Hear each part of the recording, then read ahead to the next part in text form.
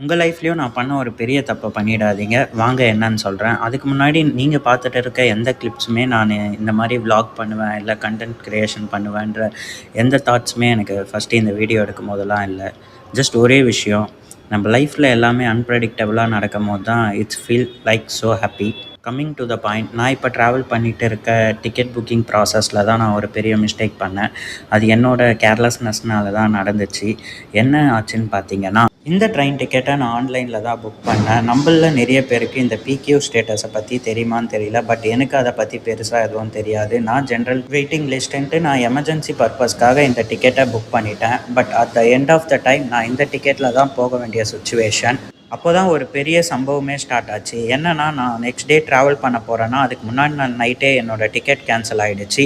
அப்புறம் என்ன ஃப்ரெண்ட்ஸ், ஒரே மண்டகோளாறு ஆகிடுச்சு. பட் ப்ராப்ளம்னு ஒன்று இருந்தால் சொல்யூஷன் கண்டிப்பாக இருக்க தான் செய்யும். அப்புறம் எனக்கு நெருங்கிய அங்கிள் கிட்ட நான் லாஸ்ட் டைமில் ஹெல்ப் கேட்டேன். அவரும் எனக்கு தெரியாத நிறைய விஷயங்களை கற்று தந்து ஒரு வழியாக டிக்கெட்டையும் புக் பண்ணி ட்ராவல் பண்ண வச்சிட்டார் ஃப்ரெண்ட்ஸ். இந்த சுச்சுவேஷனில் நான் கற்றுக்கின விஷயம் என்னென்னா, நமக்கு ஏதாச்சும் ஒரு விஷயம் தெரிலனா அதை நல்லா தெரிஞ்சவங்க கிட்ட கேட்டு கற்றுக்கணும். அப்படி இல்லையா, நம்மளுக்கு ஏதாச்சும் ஹெல்ப் தேவைப்படுதுன்னா அதை தயங்காமல் கேட்கணும். இதை நான் சொல்ல ஃப்ரெண்ட்ஸ், எனக்கு ஹெல்ப் பண்ண அங்கிள் சொன்னார். அண்ட் நான் சொன்னதை உங்கள் லைஃப்லேயும் இம்ப்ளிமெண்ட் பண்ணி பாருங்கள் நண்பர்களே.